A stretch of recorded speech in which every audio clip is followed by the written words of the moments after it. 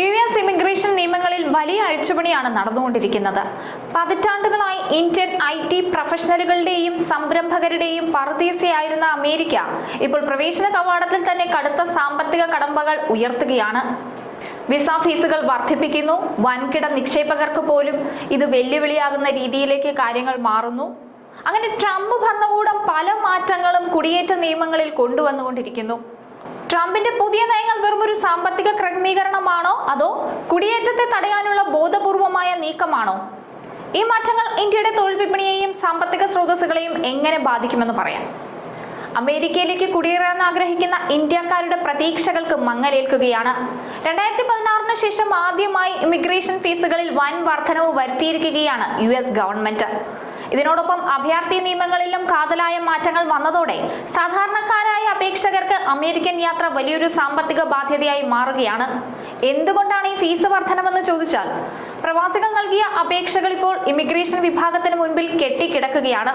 ആളുകളുടെ അപേക്ഷകൾ കൃത്യമായി പരിശോധിക്കുന്നതിനും ഉദ്യോഗസ്ഥരെ നിയമിക്കുന്നതിനുമെല്ലാം വേണ്ടി സാങ്കേതിക വിദ്യ മികച്ച രീതിയിലേക്ക് മാറ്റുന്നതിന് വേണ്ടിയിട്ടാണത്രേ ഫീസ് വർധനവ് എന്നാണ് US ഔദ്യോഗിക വിഭാഗം നൽകുന്ന വിവരം. പ്രവാസികൾ ഏറ്റവും കൂടുതൽ ആശ്രയിക്കുന്ന ചില വിസകളുടെ പുതിയ നിരക്കുകളും വർദ്ധിച്ചിട്ടുണ്ട്. അതിൽ ആദ്യത്തേത് H1B വിസയുടേതാണ്. ഏകദേശം 70% H1B വിസയുടെ ഗുണഭോക്താക്കൾ ഇന്ത്യക്കാരാണ്. IT പ്രൊഫഷണലുകൾക്കിടയിൽ ഏറ്റവും ഡിമാൻഡുള്ള വിസ കൂടിയാണിത്. ഇതിന്റെ രജിസ്ട്രേഷൻ ഫീസിൽ വന്ന മാറ്റം ഞെട്ടിക്കുന്നതാണ്. വെറും $10 മാത്രമായിരുന്ന രജിസ്ട്രേഷൻ ഫീസ് ഇപ്പോൾ $215 ഉയർന്നു. കൂടാതെ അപേക്ഷാ ഫീസ് $460 നിന്ന് $780 വർദ്ധിച്ചു. രണ്ടാമത്തേത് L1 വിസയുടേതാണ്. ഒരു കമ്പനിയുടെ തന്നെ ഇന്ത്യയിലെ ഓഫീസിൽ നിന്ന് അമേരിക്കൻ ഓഫീസിലേക്ക് മാറുന്നവർക്കുള്ള വിസയാണിത്. ഇതിന്റെ ഫീസ് $460 നിന്ന് $1385 ആയിട്ടാണ് ഉയർത്തിയത്. ഇത് ഏകദേശം 201% വർധനവാണ്. ഇനി മൂന്നാമത്തേതിലേക്ക് വന്നാൽ അത് O1 വിസയാണ്. കല, ശാസ്ത്രം, വിദ്യാഭ്യാസം തുടങ്ങിയ മേഖലകളിൽ അസാമാന്യ പ്രതിഭ തെളിയിച്ചവർക്കുള്ള വിസയാണിത്. ഇതിന്റെ നിരക്ക് $460 നിന്ന് $1055 ആയി ഉയർത്തി. ഇനി നാലാമത്തേത് EB-5 വിസ. അമേരിക്കയിൽ നിക്ഷേപം നടത്തി പൗരത്വം നേടാൻ ആഗ്രഹിക്കുന്നവർക്കുള്ള വിസയാണിത്. ഇതിന്റെ ഫീസ് $3675 നിന്ന് $11,160 ആയിട്ടാണ് കുതിച്ചുയർന്നത്.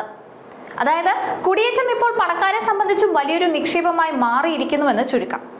അതുപോലെ തന്നെ തൊഴിൽ വിസയ്ക്കായി അപേക്ഷിക്കുന്ന ഓരോ തൊഴിലുടമയും ഇപ്പോൾ അധികമായി $600 കൂടി അടയ്ക്കണമെന്നും റിപ്പോർട്ടുകളുണ്ട്. ഗ്രീൻ കാർഡ് അപേക്ഷാ ഫീസ് $1225 നിന്ന് $1440 ഉയർത്തി. ഇതിനു പുറമെ നേരത്തെ തന്നെ സൗജന്യമായിരുന്ന വർക്ക് പെർമിറ്റ്, ട്രാവൽ ഡോക്യുമെന്റ് എന്നിവയ്ക്ക് ഇനി മുതൽ പ്രത്യേക ഫീസ് നൽകണം. അതേസമയം ഫീസ് വർധനവിനേക്കാൾ അപേക്ഷകരെ വലയ്ക്കുന്നത് പുതിയ അഭയാർത്ഥി നിയമങ്ങളാണ്. വിനോദസഞ്ചാരത്തിനോ പഠനത്തിനോ പോയി അവിടെ വെച്ച് അഭയാർത്ഥി പദവിക്ക് അപേക്ഷിക്കുന്ന രീതി തടയുകയാണ് ലക്ഷ്യം. അതുകൊണ്ട് തന്നെ വിസ ലഭിക്കുന്നതിന് മുമ്പ് കൃത്യമായ ചോദ്യങ്ങളിലൂടെ ഓരോ അപേക്ഷകനും കടന്നു പോകേണ്ടി വരും. വിസയുമായി ബന്ധപ്പെട്ട കാര്യങ്ങളിൽ അടിമുടി മാറ്റമാണ് അമേരിക്കയിൽ ട്രംപ് ഭരണകൂടം കൊണ്ടുവന്നുകൊണ്ടിരിക്കുന്നത്. തൊഴിലുടമകൾ ഓരോ അപേക്ഷയ്ക്കും അധികമായി ഫീസ് നൽകേണ്ടി വരുന്നുണ്ട്. ഇത് ഇടത്തരം അമേരിക്കൻ സ്റ്റാർട്ടപ്പുകൾക്ക് ഇന്ത്യൻ പ്രതിഭകളെ സ്പോൺസർ ചെയ്യുന്നത് പ്രായോഗികമായി ഇല്ലാതാക്കും. പരോക്ഷമായി അമേരിക്കൻ ഫസ്റ്റ് എന്ന നയത്തെ ബലപ്പെടുത്തുകയും വിദേശ തൊഴിലാളികളെ ഒഴിവാക്കാൻ കമ്പനികളെ പ്രേരിപ്പിക്കുകയും ചെയ്യുന്നത് കൂടിയാണിത്.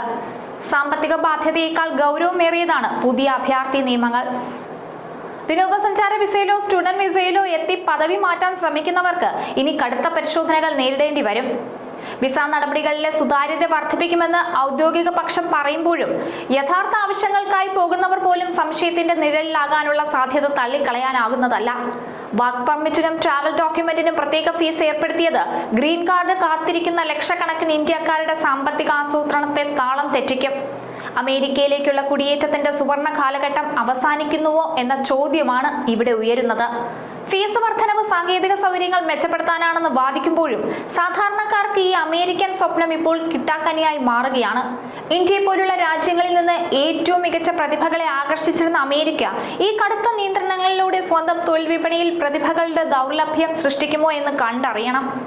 ഏതായാലും കൃത്യമായ ആസൂത്രണവും സാമ്പത്തിക ഭദ്രതയും ഇല്ലാതെ ഇനി അമേരിക്കൻ മണ്ണിലേക്ക് ചേക്കേറുന്നത് വെല്ലുവിളി നിറഞ്ഞതാകും.